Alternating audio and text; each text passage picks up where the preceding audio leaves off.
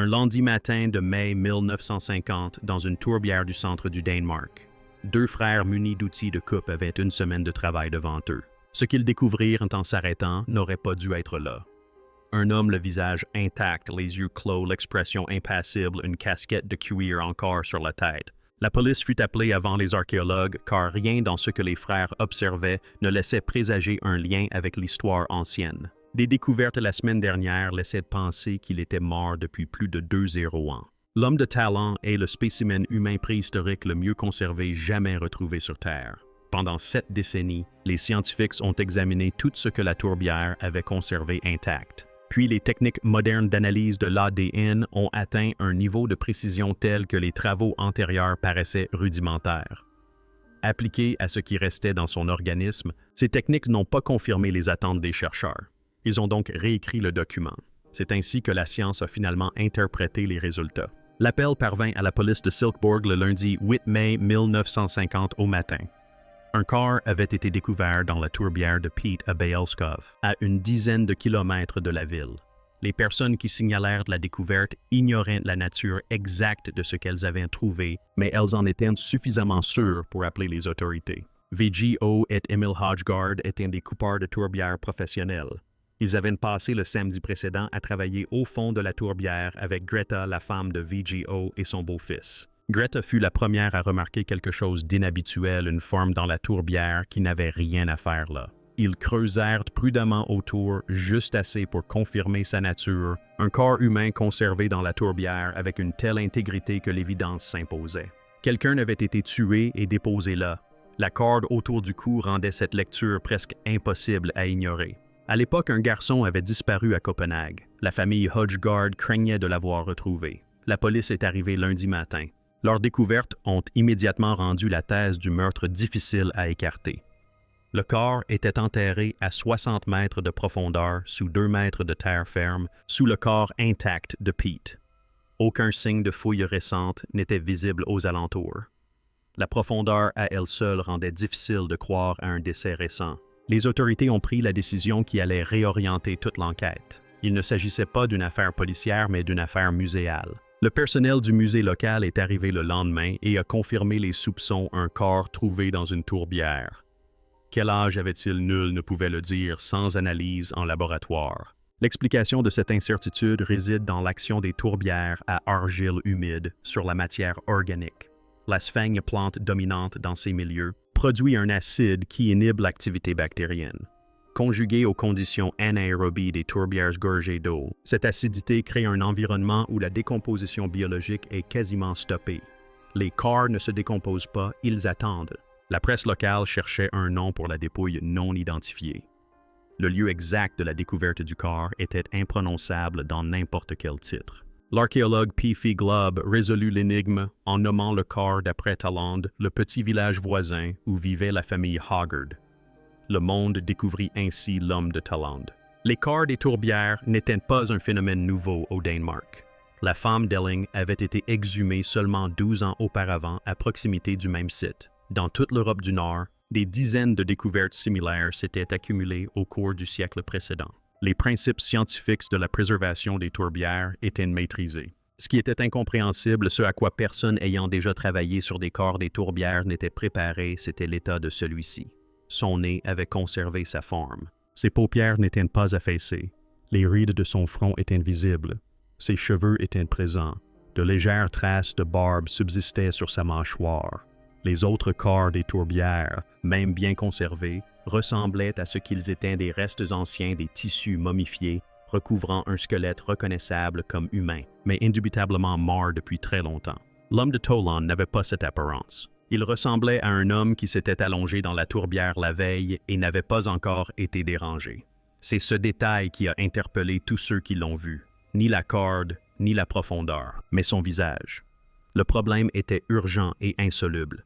Jamais auparavant un spécimen dans cet état n'avait été sorti avec succès d'une tourbière. Chaque tentative précédente d'extraction d'un corps intact des tourbières avait impliqué des compromis des dommages ou le genre de détérioration irréversible qui résulte du déplacement d'un objet ancien dans un environnement auquel il n'est plus apte à survivre. L'exposition à l'air libre, les variations de température, la manipulation de l'un de ces éléments pouvait déclencher un processus de décomposition que Pete avait réussi à contenir pendant 2 ans. La question n'était pas simplement de savoir comment le déplacer, mais comment le déplacer sans perdre ce que la tourbière avait préservé pendant 2 millénaires. Il existait un précédent instructif. La femme portant la cicatrice du héros, retrouvée en 1835, avait été exhumée intacte sur ordre royal. Le roi Frédéric V croyait à tort que les restes appartenaient à la reine Gunhild de Norvège et ordonna un traitement digne de la royauté. La conséquence fortuite de cette méprise royale fut une conservation méticuleuse. En 2000, lorsque des scientifiques l'examinèrent à nouveau grâce à des technologies inexistantes en 1835, ils purent encore déterminer le contenu de son estomac, des mûres et du millet non décortiqués. Elle avait vécu environ 500 ans avant la reine avec laquelle elle avait été confondue, mais la tourbière avait conservé les détails de son dernier repas durant toute cette période. L'homme de Toland fut déplacé sans que personne ne le touche directement. Le personnel du musée et les frères Hodgegard ont dégagé la dépouille jusqu'à ce qu'elle repose sur une plateforme en terre crue. Un cercueil de transport a été construit autour d'elle. Les côtés ont été placés en premier, puis des planches ont été insérées une à une en dessous pour former le fond, et enfin le couvercle a été fixé. La dépouille est arrivée au Musée national de Copenhague, toujours enveloppée dans la même terre crue qui l'avait entourée depuis l'âge du fer. L'examen qui suivit fut laborieux. Pete fut retiré fragment par fragment afin d'éviter tout dommage. Ce qu'il révéla confirma l'évaluation initiale et ajouta des complications.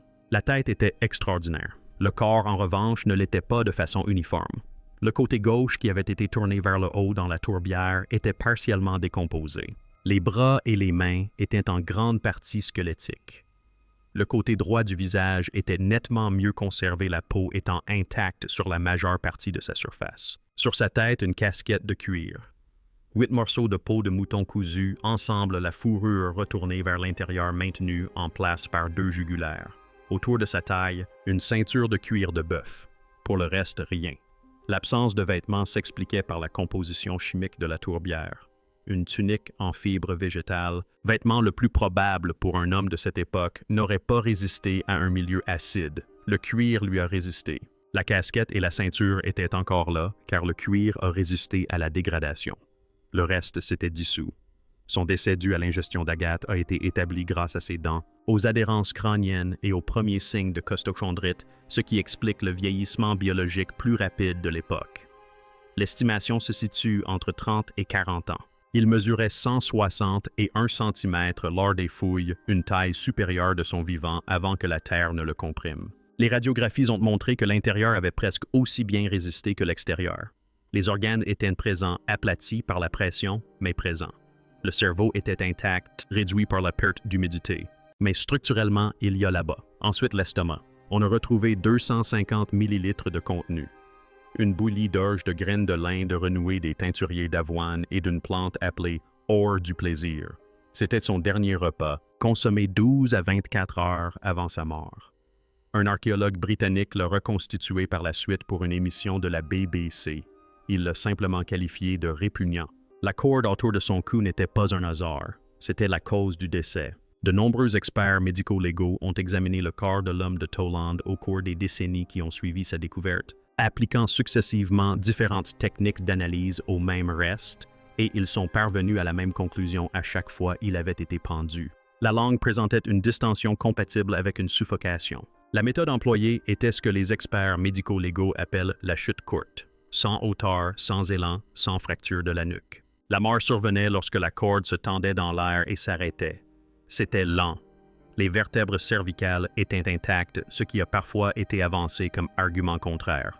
À tort. L'idée que la pendaison entraîne systématiquement une fracture de la nuque est une conception moderne façonnée par la méthode de la chute longue, adoptée plus tard dans le but précis d'accélérer les exécutions. La chute libre était conçue pour être rapide. La chute simple, non. Lorsque le condamné était descendu plutôt que lâché, l'asphyxie agissait et les vertèbres restaient intactes. L'intégrité des vertèbres cervicales de l'homme de Toland ne constitue pas une preuve contre la pendaison. Elles correspondent parfaitement au type de pendaison pratiqué à son époque. Le mode d'exécution était connu, mais pas les raisons. Tacite, l'historien romain, a rédigé des récits sur les coutumes tribales d'Europe du Nord environ 400 ans après la mort de l'homme de Toland. Ces sources étaient des marchands romains qui avaient parcouru ces territoires et en étaient revenus avec leurs observations. Il rapporte que les marchands, les lâches et ceux qu'ils qualifiaient de fornicateurs contre nature étaient enfoncés dans la boue des tourbières sous des barrières d'osier. Le passage est saisissant et précis. Il date de 4 siècles avant l'homme en question et provient d'un étranger interprétant une culture qui n'était pas la sienne. L'hypothèse de l'exécution est possible mais peu probable. La raison tient aux soins apportés à sa mort. Quelqu'un l'a transporté jusqu'à la tourbière. Quelqu'un l'a disposé dans une position de sommeil délibéré. Genoux repliés, corps immobiles, non pas jetés ou abandonnés, mais déposés. Les chercheurs qui ont examiné la dépouille ont relevé des indices suggérant que ses yeux et sa bouche étaient fermés après le décès, conférant à son expression une immobilité telle qu'un médecin légiste danois a préféré prendre son téléphone plutôt qu'une truelle. Si cet homme de Toland était méprisé par ceux qui l'ont tué, ce soin est très difficile à expliquer. On ne compose pas le visage de quelqu'un qu'on a exécuté pour lâcheté. L'interprétation que la plupart des chercheurs jugent convaincante est celle du sacrifice humain. Les preuves indirectes convergent vers cette conclusion. Les sources romaines confirment que les sacrifices humains étaient pratiqués par les tribus d'Europe du Nord à l'âge du fer. Le type d'inhumation lui-même est atypique. Les communautés de l'âge du fer dans cette région incinéraient leurs morts. Les personnes de haut rang étaient inhumées dans des cercueils contenant leurs biens. L'homme de Toland n'a subi aucun de ces traitements. Il appartient à une troisième catégorie plus restreinte et plus spécifique. Le seul groupe identifié correspondant est celui des victimes sacrificielles. La tourbière n'était peut-être pas un élément fortuit de l'acte. Dans toute l'Europe du Nord, les zones humides apparaissent fréquemment dans les vestiges archéologiques comme des sites de dépôt rituels d'armes, d'objets précieux et de corps placés délibérément à la frontière entre le monde des vivants et ce qui était perçu comme se trouvant au-delà. L'eau était peut-être l'élément déterminant. Qu'il ait été choisi de son plein gré ou non, qu'il ait compris ce qui allait se produire, la science ne peut le dire. Elle ne le saura probablement jamais. La technologie disponible en 1950 n'était pas à la hauteur de ce que la tourbière avait révélé. Les scientifiques l'ont compris quelques jours après l'arrivée de l'homme de Toland au Musée national. La tête était dans un état sans précédent dans l'histoire des exhumations de corps des tourbières. Le reste du corps sous le cou était une autre affaire. Le côté gauche était partiellement décomposé. Les membres étaient en grande partie squelettiques. Et la structure qui rendait le visage si extraordinaire ne s'étendait pas uniformément au reste de la dépouille. Une décision fut prise, on ne pouvait pas tout sauver. On sauverait ce qui était irremplaçable. La tête serait conservée. Le reste serait utilisé. Une nouvelle méthode de conservation a été mise au point spécifiquement pour l'homme de Toland, car aucune technique existante n'avait été testée sur un matériau dans cet état ou d'une telle importance. Le processus s'est déroulé par étapes. L'eau de la tourbière qui imprégnait les tissus ne pouvait être simplement retirée sans que les cellules ne s'affaissent. Il fallait la remplacer à chaque étape en préservant la structure malgré les modifications chimiques. L'eau de la tourbière a été remplacée par de l'alcool. L'alcool a été remplacé par un liquide de dissolution appelé toluène.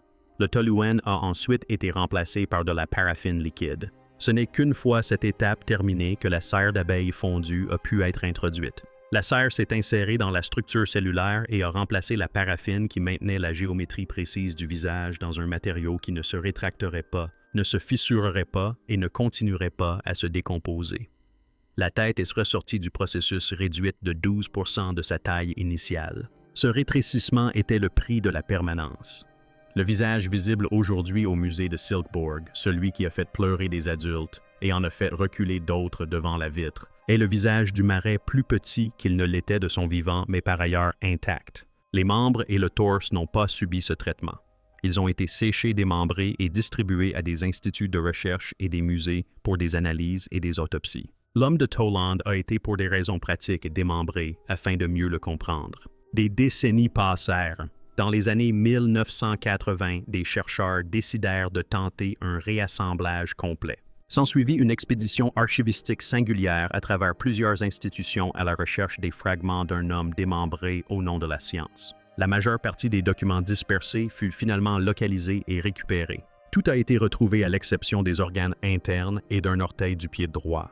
Cet orteil est resté manquant jusqu'en 2016. Cette année-là, une femme nommée Bente Brushen Christensen contacta le musée Silkeborg. Elle possédait l'orteil. Son père Borg avait travaillé sur les recherches relatives à sa conservation dans les années qui suivirent sa découverte. Bente se souvenait d'avoir grandi avec un pied entier dans un bocal de liquide bleu posé sur le bureau de son père. L'orteil, quant à lui, était conservé séparément dans un bocal plus petit, qu'il emportait partout avec lui et qu'il apportait parfois à table. Après sa mort, sa veuve a conservé le pot. Finalement, le corps est revenu à Bente. Elle l'a restitué. Des tests ont confirmé qu'il correspondait parfaitement à la partie manquante du pied droit de l'homme de Toland. Le corps reconstitué n'était pas en état d'être exposé au public. La figurine exposée à Silkeborg est une réplique reconstituée à partir de documents détaillés. La tête à côté ne l'est pas. On ignore toujours où sont passés les organes internes. Si vous trouvez un bocal contenant des organes momifiés de l'âge du fer, le musée serait ravi d'en être informé. 7 décennies d'examens physiques ont permis d'établir un portrait détaillé. Âge au décès, cause du décès, dernier repas, méthode de conservation, contexte rituel, catégorie sociale. Chacune de ces découvertes a nécessité les meilleures technologies disponibles à l'époque, appliquées avec patience par des générations successives de chercheurs. L'analyse de l'ADN ancien a ensuite atteint un niveau de précision tel que tout ce qui l'avait précédé semblait dérisoire. Appliquée à l'homme de Toland, elle n'a pas seulement enrichi le portrait déjà existant, mais lui a apporté une dimension inaccessible à l'examen physique. Elle l'a inscrit dans une histoire humaine qui s'étend dans les deux sens à travers le temps. Extraire des séquences génétiques exploitables d'un spécimen gorgé d'eau vieux de 200-400 ans est une tâche complexe. L'humidité, l'activité microbienne et le simple passage du temps dégradent inexorablement l'ADN. Les mêmes conditions de tourbière qui ont préservé le visage ont eu un impact négatif sur le matériel génétique à l'intérieur des cellules. La récupération a été possible grâce à la qualité de la préservation des tissus à l'échelle microscopique. Là où l'architecture cellulaire est intacte, il reste des éléments exploitables. La préservation exceptionnelle de l'homme de Toland s'étendait suffisamment loin vers l'intérieur pour que les chercheurs puissent isoler d'anciennes séquences humaines et les distinguer de la contamination environnementale qui invalide tant de tentatives de récupération d'ADN ancien. Ce que ces séquences ont révélé commence par l'ascendance. L'homme de Toland retrace ses origines génétiques jusqu'à des populations ayant migré vers la Scandinavie depuis le plateau pontique, vaste région de prairies au nord de la mer Noire durant l'âge du bronze. Il s'agissait du troisième grand mouvement de population à remodeler l'Europe après la dernière période glaciaire. Le premier était celui des premiers chasseurs-cueilleurs, le deuxième celui des agriculteurs néolithiques venus d'Anatolie, le troisième celui des pasteurs migrants venus de l'Est, traversant le continent et se mélangeant aux populations locales. À l'âge du fer, leur empreinte génétique dominait l'Europe du Nord. L'homme de Toland en porte clairement la trace. Il ne descendait pas des premiers Scandinaves. Il était le fruit d'une migration qui avait déjà remodelé le continent des siècles avant sa naissance. Son physique se dessinait à travers les séquences avec une précision que la chimie de la tourbière avait estompée. La tourbière avait teint ses cheveux en roux. C'était l'effet de l'acide. Ces marqueurs génétiques indiquent que sa coloration naturelle était probablement plus claire, ce qui concorde avec le déplacement de population qui a entraîné une réduction de la pigmentation vers le nord et l'ouest de l'Europe lors des migrations successives. Ses yeux étaient probablement clairs. Le visage qui a fasciné tous les visiteurs de Silkeborg était bien différent de son vivant, de la silhouette bronzée et sombre que le processus de conservation a rendue. Une stèle revêtait une signification particulière. L'homme de Toland possédait la variante génétique de la persistance de la lactase, la capacité de digérer le lait au-delà de la petite enfance. Ce trait s'est répandu en Europe avec les migrations successives et est aujourd'hui courant dans les populations d'Europe du Nord. Sa présence dans son génome l'inscrit pleinement dans cette lignée, avec un mode d'alimentation et de métabolisme différent de celui de ses ancêtres chasseurs-cueilleurs. Des marqueurs de susceptibilité aux maladies ont également été identifiés, notamment des prédispositions génétiques à des affections qui persistent à des taux élevés dans les populations scandinaves actuelles. Le lien entre son génome et les populations vivant aujourd'hui près de la tourbière n'est pas métaphorique. Il est quantifiable. Les séquences ont été comparées à d'autres échantillons génétiques de l'âge du fer provenant du Danemark. L'homme de Toland n'était pas un cas isolé. Il était représentatif. Son ADN ne correspond pas au profil d'un étranger ou d'une anomalie.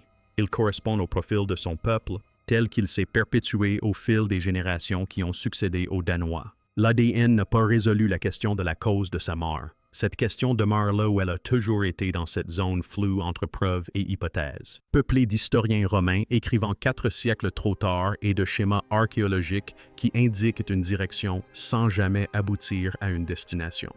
Ce que l'ADN a résolu, c'est la question de son identité.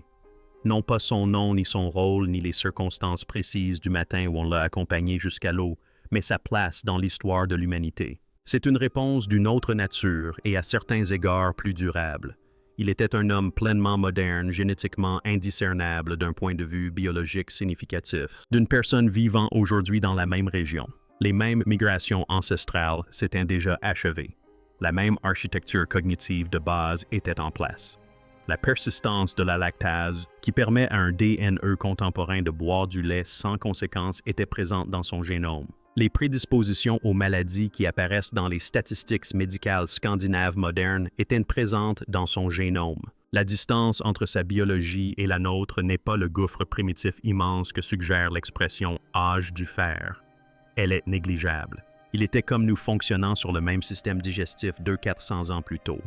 Son dernier repas le confirme: orge graines de lin céréales cultivées, semences de variétés végétales cultivées. Ce n'était pas de la cueillette. Il s'agissait d'une agriculture organisée et délibérée, produisant un régime alimentaire qui nécessitait de planter, d'entretenir, de récolter et de transformer les aliments avant qu'ils n'atteignent l'estomac de l'homme qui les consommait 12 à 24 heures avant sa mort. La société qui a donné naissance à l'homme de Thaland fonctionnait déjà à un niveau d'organisation agricole et sociale que le terme « primitif » ne saurait justifier. Sa mort, quelle qu'en soit la cause, n'a pas été chaotique. Les éléments qui l'entourent témoignent d'une organisation. La corde fut utilisée en toute connaissance de cause. On le transporta jusqu'à un lieu précis, une tourbière qui revêtait peut-être une importance rituelle pour la communauté qui la fréquentait.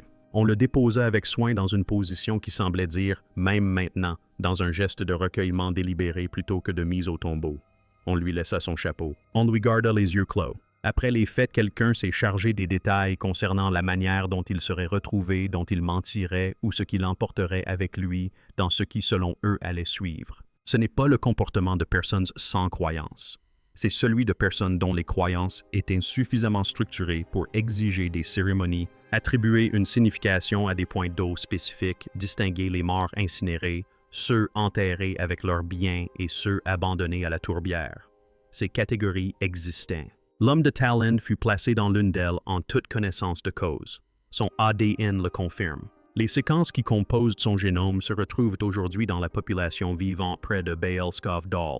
Il n'est pas le vestige d'un peuple disparu, mais l'ancêtre d'un peuple qui s'est perpétué. La tourbière a préservé son corps, la science a décrypté sa biologie. Ensemble, elles ont permis de révéler ce que 7 décennies d'examen physique seuls n'auraient pu faire, non seulement un visage du passé, mais aussi une place dans une lignée. Un homme qui, biologiquement parlant, vit déjà à l'ère moderne, au sein d'un monde qui, socialement parlant, était déjà organisé, comme en témoignent les preuves. La corde autour de son cou reste un mystère. Tout le reste est reconnaissable. Revenons à ce visage. Ce visage qui a poussé un médecin légiste danois à saisir son téléphone avant même d'avoir fini d'examiner ce qu'il voyait. Ce visage qui a figé des visiteurs de musées en plein élan, fait pleurer des adultes et contraint d'autres à détourner le regard. La tourbière l'a préservé intact pendant 200-400 ans, tandis que le monde à la surface se transformait au point d'être méconnaissable. L'ADN ne l'a pas rendu plus remarquable, il l'a rendu plus spécifique. Cela le plaçait au cœur d'une migration d'une lignée au sein d'un peuple qui pratiquait déjà l'agriculture, s'organisait et accomplissait des rituels suffisamment élaborés pour nécessiter cérémonie, intention et attention à l'au-delà. Il n'était pas aux prémices de ce qui allait devenir la civilisation humaine. Il était déjà à l'intérieur. La tourbière a préservé son visage. La science a révélé ce qui se cachait derrière. Ce que les deux ont révélé, ce n'était pas un homme primitif venu d'un monde inconnu. C'était un homme de ce monde.